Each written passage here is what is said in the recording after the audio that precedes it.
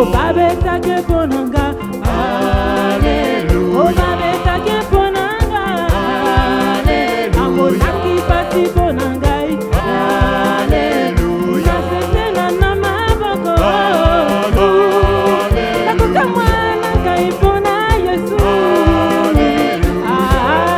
Alléluia. Alléluia. Alléluia. Alléluia. Amen. Il m'a racheté. Alléluia. Alléluia. Oh, alléluia, alléluia. Amen. Il m'a justifié. Alléluia. Alléluia. Oh, alléluia, alléluia. Amen. Il est mort pour moi.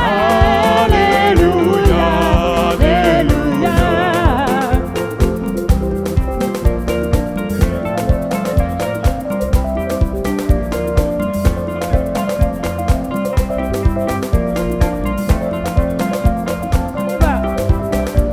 On loue le Seigneur.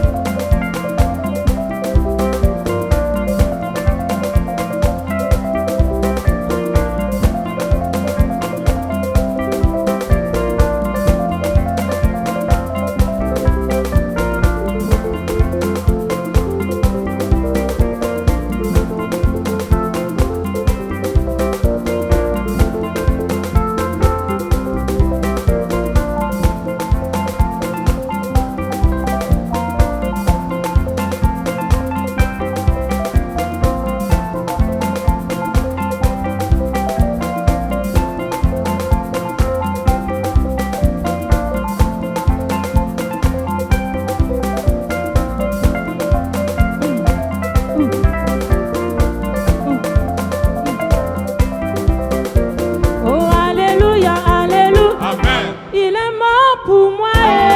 Alléluia, alléluia. Tokolongai, ona Yesu, tokolongai. Oh, Yesu tokolongai. Tokolonga, bona Yesu. Oh, iolele, Iolele, bona Yesu. iolele. Iolele, bona Yesu. Maranatha, Maranatha, Maranatha. bona Oh, Yesu. Maranatha. Maranatha, bona Yesu Yesu. tokombinda, tokobinda. Oh, tokobinda. Tokobina, bona Yesu. Iolele, Iolele, bona Yesu. oh, iolele. Iolele, bona Yesu. Pona Yesu, Yesu. Oh, pona Yesu. Bona Yesu. Bona Oh, Yesu. pona Yesu. Bona Yesu. Oh, pona Yesu. Oh, Yesu tokombinda, Tokobina, bona Yesu. Iolele, Iolele, bona Yesu. Maranatha. Maranatha, bona Yesu. Hosanna, Hosanna, Bona Yesu. Hosanna. Hosanna, bona Yesu. Iolele, Iolele, bona Yesu. oh, iolele. Iolele, bona Yesu. Oh, pona Yesu, pona Yesu, pona Yesu, pona, oh, pona Yesu, Bona Yesu. pona Yesu, pona Yesu, pona Yesu, oh, pona Yesu, Bona Yesu. Bona Yesu. Bona Yesu. Bona Yesu. Bona Yesu. Bona Yesu. Bona Yesu. Bona Yesu. louons Dieu, louons Dieu, louons Dieu, avec puissance louons Dieu, louons Dieu, Louons oh, louons Dieu,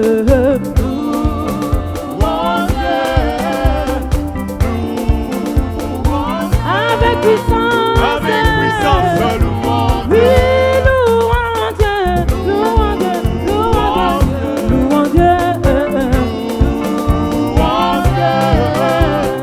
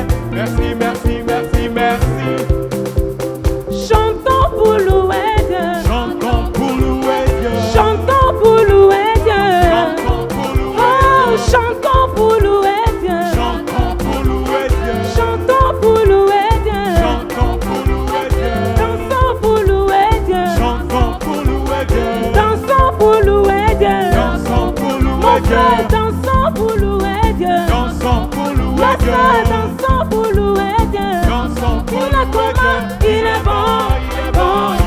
Il est comment, il est bon, il est bon, il est bon. Il est comment, il est bon, il est bon, il est comment, il est bon, il est bon, il est bon. Il est comment, comment, comment, il est bon, il est comment, il est bon, il est bon, il est comment, il est bon, il est bon, il est bon.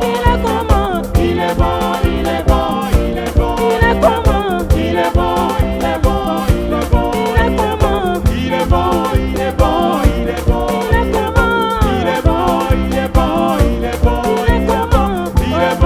il est bon. Il est comment, il est bon, il est bon, il est bon. Il est comment, il est bon, il est bon, il est bon.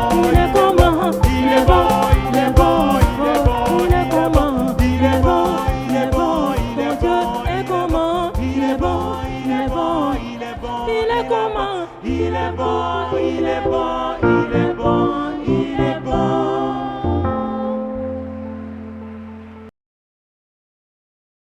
Frères et sœurs, bonjour. Comment va le peuple de Dieu ce matin? Très heureux d'être ici pour le sermon de ce matin. Prions.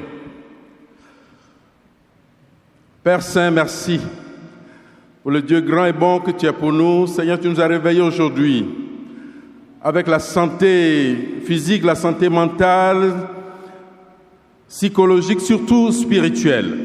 Pour venir ici te louer, te rendre ce que, Seigneur, que nous espérons te sera agréable.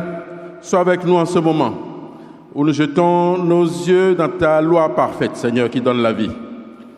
Merci pour tout, au nom de Jésus. Amen. Dans le message ce matin,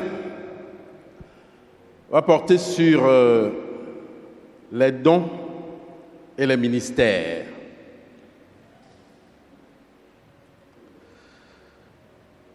Et le titre que je propose, c'est « Découvre ton don et ton ministère ».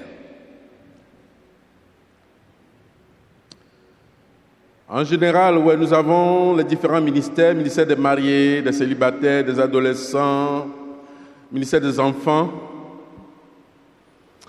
L'autre manière de comprendre les ministères, c'est simplement de dire que le ministère, c'est le service que nous rendons. Ainsi, nous aurons le ministère de l'évangéliste ou de l'évangélisation. Nous aurons le ministère de l'enseignant ou du docteur. Nous aurons le ministère du don, parce que donner, c'est un service, etc.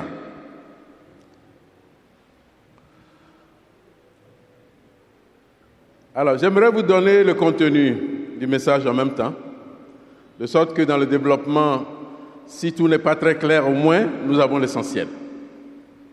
Il y a 5 choses que j'aimerais développer.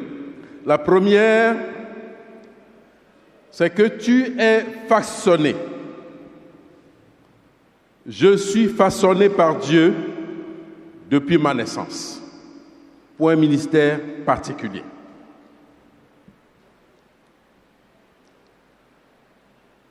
La deuxième, c'est que j'ai des dons naturels ou des talents.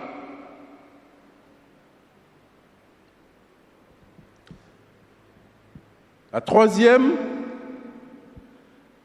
c'est que ma conversion me donne accès à une multitude de dons spirituels.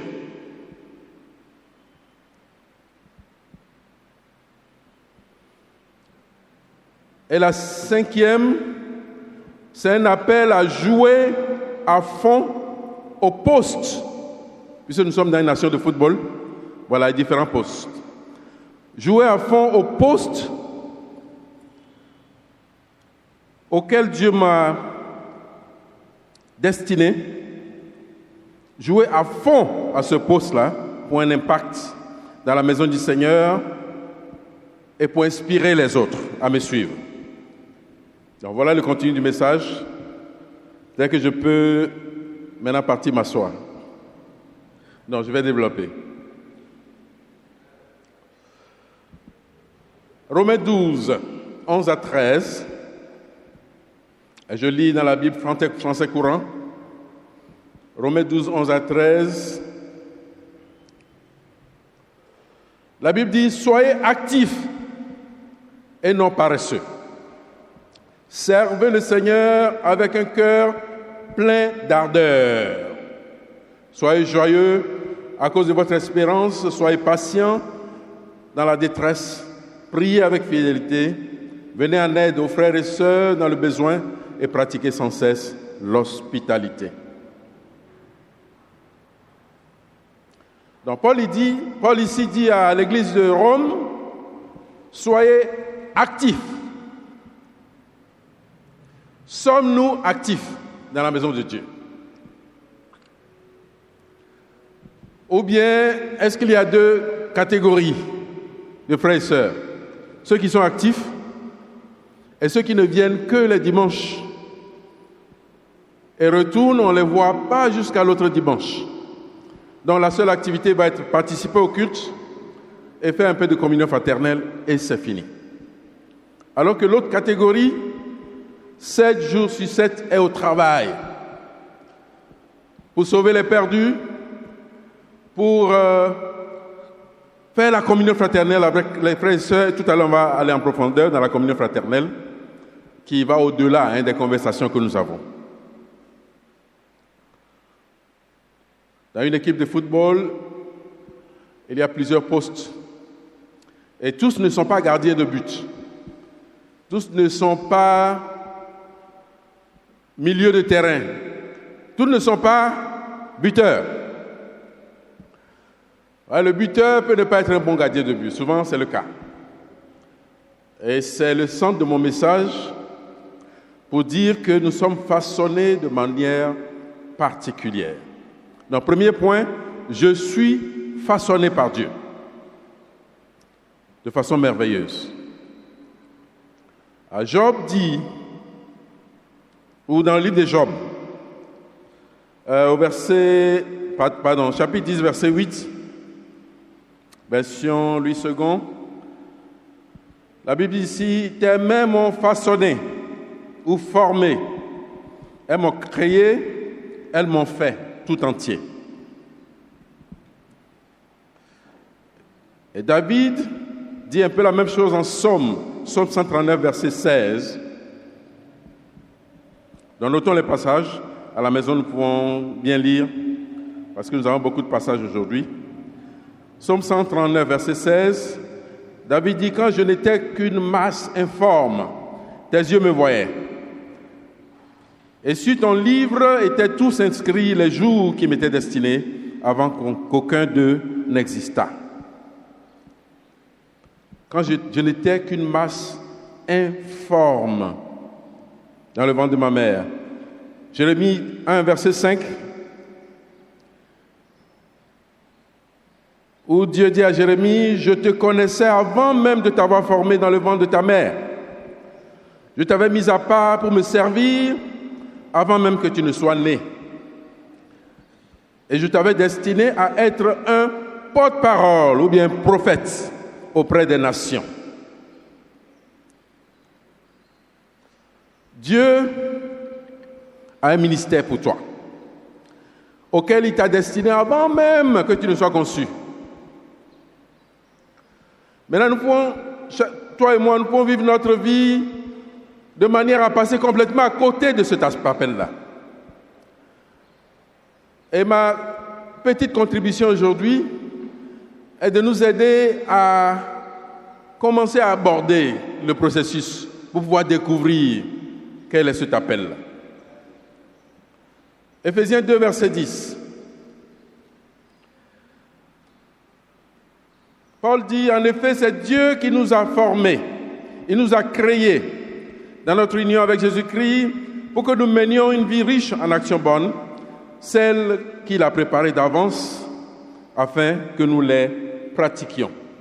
Donc Dieu a déjà préparé le travail, préparé le ministère, préparé les besoins et il nous a placés là pour répondre à cela. Donc qu'est-ce qui te prépare à un ministère particulier?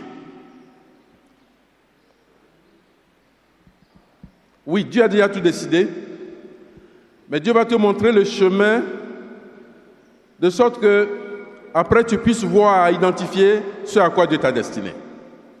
Ta naissance, c'est-à-dire où tu es né, de qui tu es né.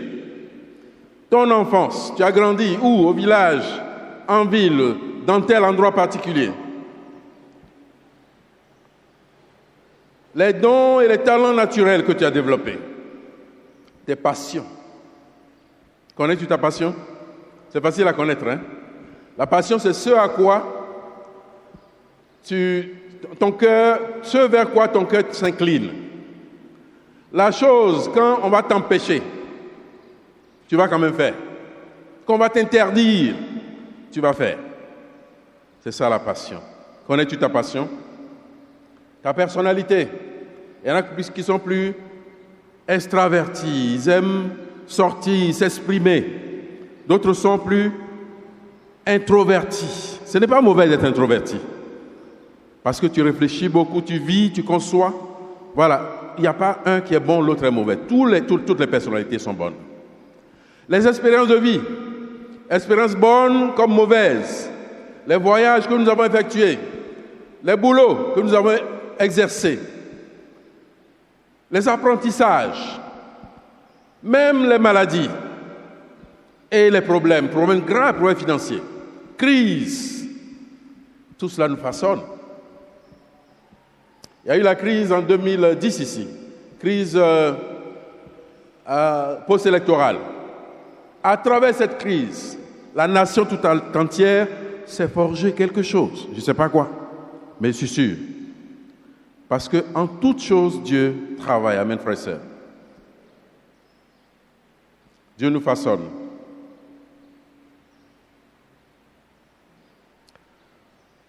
L'apôtre Paul est l'apôtre qui a implanté le plus d'églises. Mais savez-vous comment Dieu l'a préparé? Il connaît sa vie, en fait, son cursus est tel qu'il connaissait très bien la parole de Dieu. Étant juif, élève de Gamaliel, il était un même des dirigeants. Et quand il a été converti, vous voyez l'impact qu'il a eu. L'exemple de Moïse, qui a été récupéré par la fille du Pharaon et a grandi dans le palais, qui a été instruit dans la science des Égyptiens. Et après, a dû partir, traverser le désert, aller chez Jéthro, et 40 ans plus tard, c'est Dieu qui l'a identifié. C'est à lui que Dieu a identifié pour aller sortir son peuple d'Égypte. Mais il a eu un parcours, et tout ce parcours l'a préparé à ce ministère.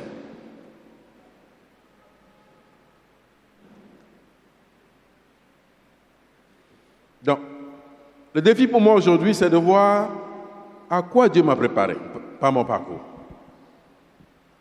Par la grâce de Dieu, j'ai pu faire des séjours dans quelques pays anglophones.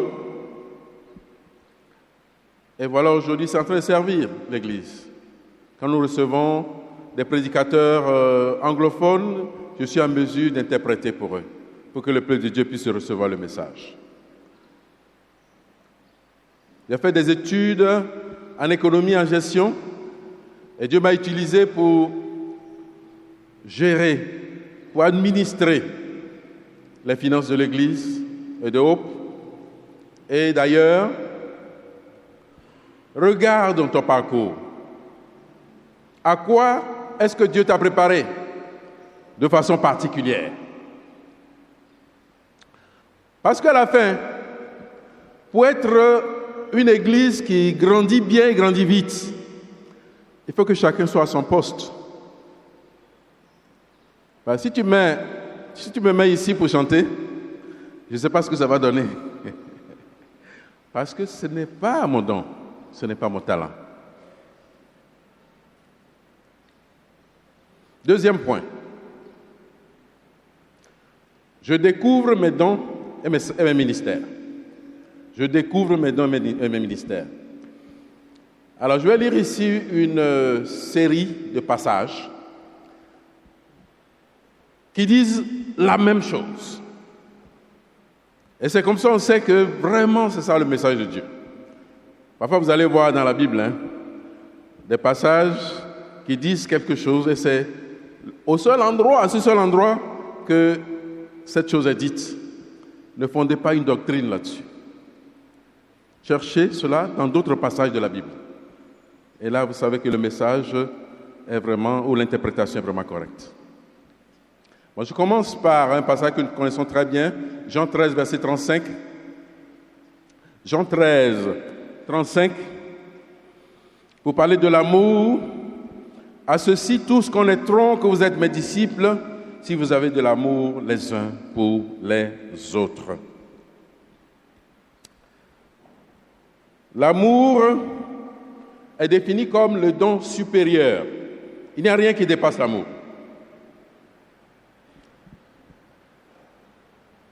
En Acte 2, versets 42 à 47, un passage que nous connaissons très bien, il est décrit la première communauté chrétienne. Bon, nous connaissons le contexte, que les Juifs sont venus de plusieurs contrées pour fêter la fête du Juif de la Pentecôte. Les disciples étaient réunis à la chambre haute. Ils avaient reçu l'instruction de rester là, de ne pas quitter Jérusalem. Il y a eu un grand vent, un grand bruit, grand vent, des langues de feu, et les apôtres ont commencé à prêcher dans des langues qu'ils n'avaient pas apprises. Pierre a pris la parole, nous voyons son discours en Actes chapitre 2, et les Juifs qui étaient touchés ont dit, que devons-nous faire alors? Pierre a dit, repentez-vous et faites-vous baptiser. Et environ 3000 personnes ont été baptisées ce jour-là. Et voilà la première communauté. Et certainement, ceux qui étaient venus de loin ne sont pas repartis. Ils sont restés pour vivre cette vie communautaire, pour apprendre la parole de Dieu, apprendre comment la pratiquer. Et c'est ce qui est décrit en Acte 2, 42 jusqu'à 47. Et je crois que vers la fin de ce passage, il est dit que leur nombre croissait. Mais nous allons nous arrêter sur la communion fraternelle. Ils persévéraient dans l'enseignement des apôtres, dans les prières, ils persévéraient dans la communion fraternelle, la fraction du pain aussi. Mais la communion fraternelle, le mot grec traduit par communion fraternelle, vous savez, les traducteurs, leur travail n'est pas facile, parce qu'ils trouvent un terme dans une langue et ils veulent trouver un terme équivalent dans une autre langue. Et parfois, l'équivalent exact n'existe pas. C'est à peu près un synonyme. Le mot grec, c'est koinonia. Koinonia. Qui veut dire beaucoup plus que de parler. Vous voyez même le contexte, que les disciples, il y en a qui vendaient leur terrain, vendaient leurs biens et mettaient l'argent aux pieds des apôtres qui les distribuaient selon les besoins de chacun. C'est ça la communion fraternelle. Une vie d'ensemble, une vie communautaire. Oui, nous les laissons. On voit la vie communautaire dans l'Église. On voit le soin aux orphelins, aux veuves. Même les temps de formation que nous avons, c'est la communion fraternelle. Maintenant, la question que nous devons nous poser, c'est est-ce que cette communion fraternelle est profonde? Est-ce qu'elle est sans hypocrisie? Je peux voir un frère, une sœur dans le culte et je lui demande « ça va ?» Mais mon « ça va », c'est que j'attends qu'il dise « ça va ». Ou encore moi-même, on me demande « ça va » et je dis « ça va », parce que je n'ai pas envie de parler. Raoul a parlé tout à l'heure et c'était dans les journaux. Il y a quelques jours qu'un monsieur a garé sa Mercedes et puis s'est jeté du pont dans la lagune. Le lendemain, il y a eu un autre suicide. Un étudiant à la cité de Port-Bouet s'est jeté du 3e étage. Alors, on peut en arriver là quand on se sent vraiment submergé, quand on sent qu'il n'y a plus d'espoir, que la vie ne vaut plus la peine. Mais est-ce possible dans l'Église qu'un frère et une sœur sentent qu'il n'y a aucune oreille attentive?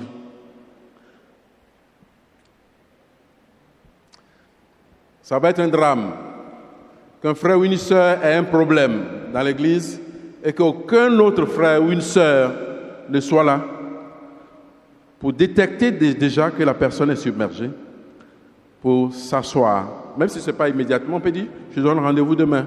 J'ai 30 minutes pour toi demain. J'ai l'après-midi pour toi. Ou bien je viens chez toi, tu viens chez moi. On se rencontre à tel endroit. Donc l'appel ici, pour nous, c'est d'amener la communion fraternelle à un niveau plus élevé. Si tu n'as pas le temps, dis tu n'as pas le temps. Mais ne faisons pas semblant. C'est vrai, on ne peut pas être très proche de tout le monde, mais soit au moins proche de 2 ou 3 personnes. Amen, frères et sœurs. Dans les groupes de famille, nous devons pouvoir exercer cette communion fraternelle vraie.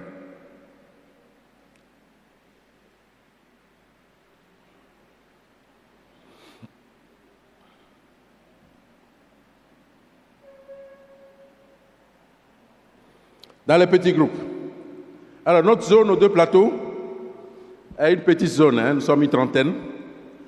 Et nos culs de mi-semaine, j'aime beaucoup, j'adore nos culs de mi-semaine. Bon, ce n'est pas la publicité que je fais, pour dire que venez à notre cul de mi-semaine. Il y a un frère qui est venu d'ailleurs, qui a vu notre cul de mi-semaine, il dit, c'est comme ça que c'était dans la Bible, les culs dans les maisons. Et bien sûr, les éditions bibliques peuvent être ainsi. Voilà, les débats qui se passent dans les maisons devaient être ainsi. C'est-à-dire, voilà, c'est relax. On se voit, les sœurs sont là, les frères, après on cause, et de temps en temps, on fait un partage de vivre et non vivre. On fait, il y a une rubrique que nous appelons « Raconte ton histoire », où un frère ou une sœur vient, et pendant 10-15 minutes, nous dit comment elle a grandi, où elle a grandi, comment elle a rencontré l'église, où son épouse, sa femme. Voilà, nous dit ce qu'elle veut. Et tout le monde, du coup, connaît beaucoup plus le frère et la sœur. Après ça, vraiment, c'est la maison, quoi. Les enfants jouent, ça court. Et mon épouse disait qu'elle est très contente qu'après chaque demi-semaine, il y a des sœurs qui vont dans la cuisine pour laver toutes ces assiettes. Voilà, tout est clean dans la maison. Bon, ça, c'est un peu l'église telle qu'elle a commencé en Actes chapitre 2. Nous pouvons être tellement grands que nous ressemblons de moins en moins à l'église du début.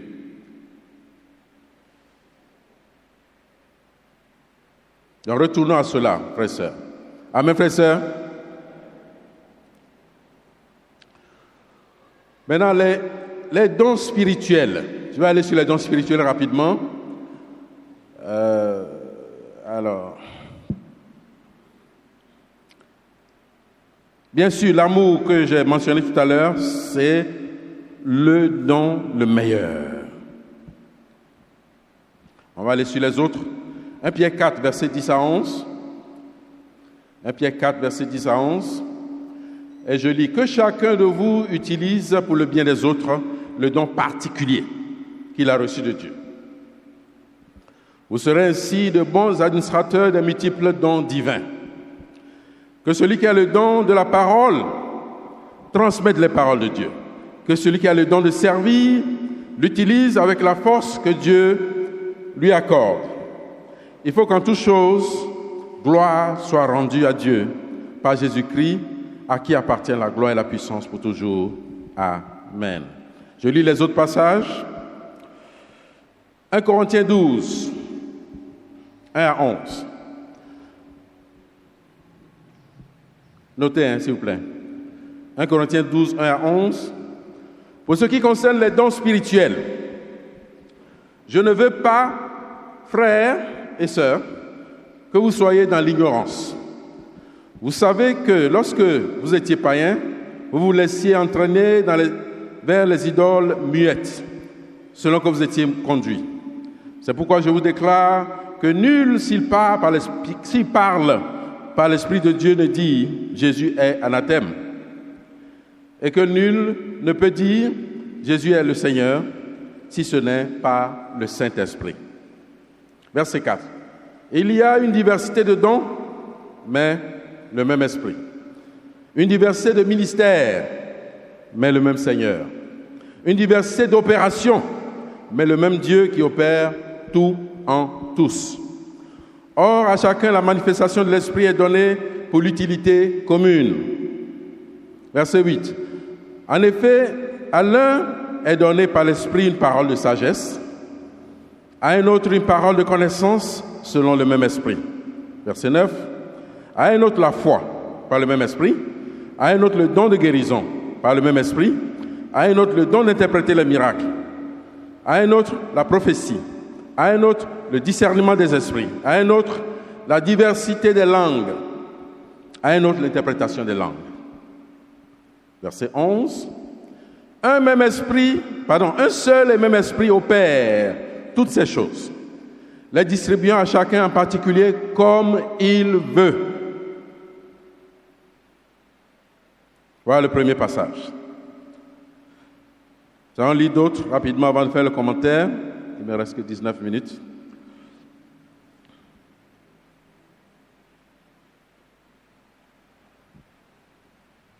Romains 12, versets 3 à 8.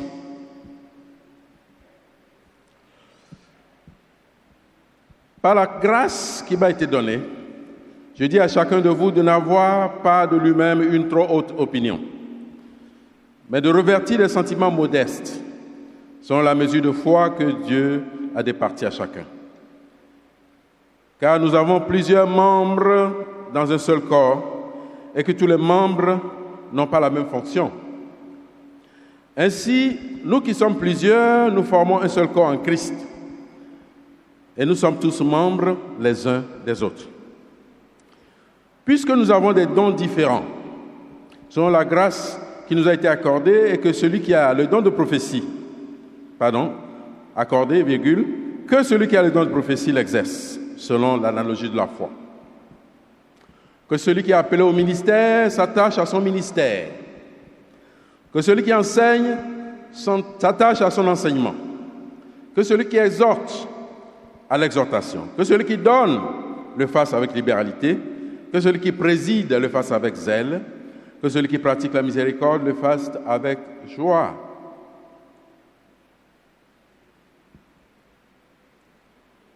Un autre passage, on revient à 1 Corinthiens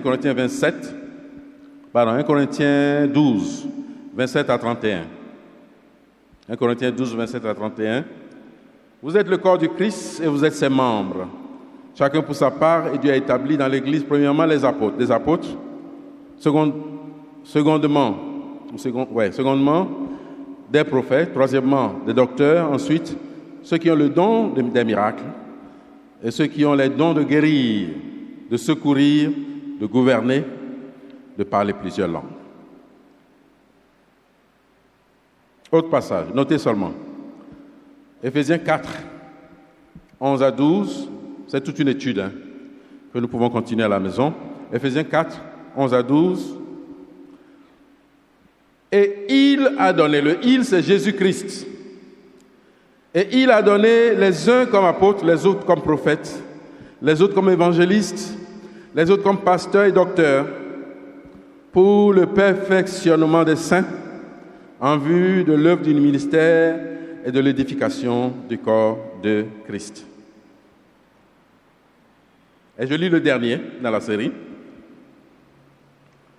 Notez, s'il vous plaît, 1 Pierre 4, 9 à 11.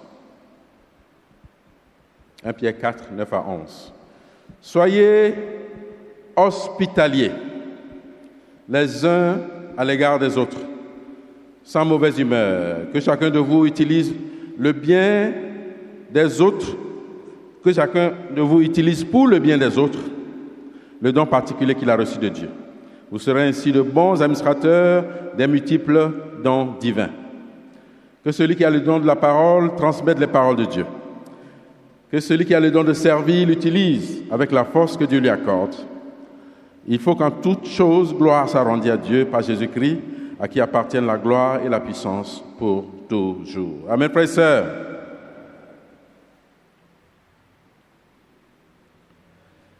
L'exercice,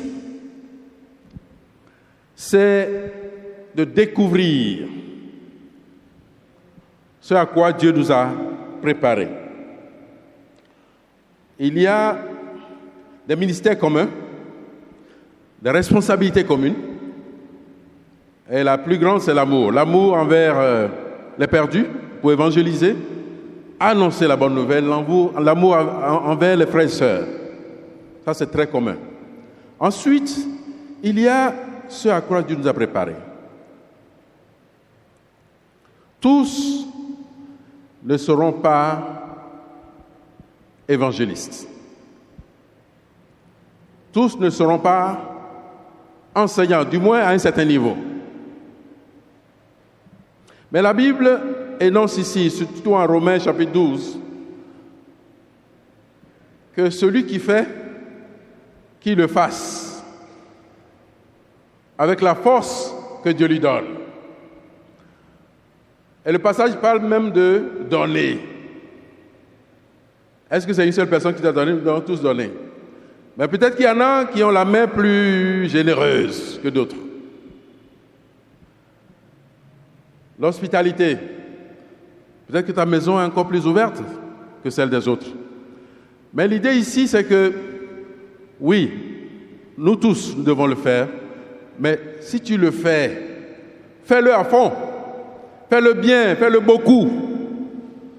Que ça soit visible, que ta lumière brille. Et que les autres frères et sœurs te regardent pour faire de même.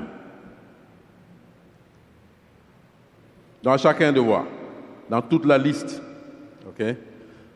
Et l'Église a besoin d'évangélistes. L'Église va grandir. Éventuellement,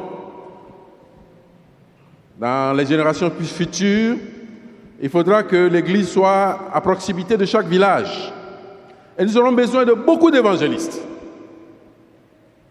Beaucoup de personnes qui annoncent la bonne nouvelle de Jésus-Christ. Donc, si tu te sens cette capacité-là, nous tous, nous sommes des évangélistes. Nous annonçons. Nous sommes tous des enseignants. Même à la classe des enfants, nous enseignons. Quand nous étudions la Bible avec quelqu'un, nous enseignons la parole de Dieu. Mais il y a des niveaux, des degrés, où tu vas enseigner au niveau vraiment, où tu vas prêcher à des foules. Tu te connais. Frères et sœurs, la personne qui sent, qui se connaît un peu, qui voit un peu ses besoins, peut-être levons la main, qu'on sent quelque chose. Très bien, ma sœur. Oui, amen, amen, amen. Donc faisons l'exercice. Alors, si nous ne le savons pas, demandons autour de nous, frères, sœurs, quelle est la chose que je fais très bien, mieux que les autres, naturellement. On va te dire, demande autour de toi, demande dans ton groupe de famille, demande à quelqu'un. Et toi-même, prie pour ça, pour que Dieu te révèle. Amen, frères et sœurs. Donc, inscrivons-nous quelque part dans le développement d'un ministère particulier. Faisons les ministères que Dieu nous demande et développons nos dons naturels et spirituels particuliers. Que le nom de Dieu soit glorifié. Amen.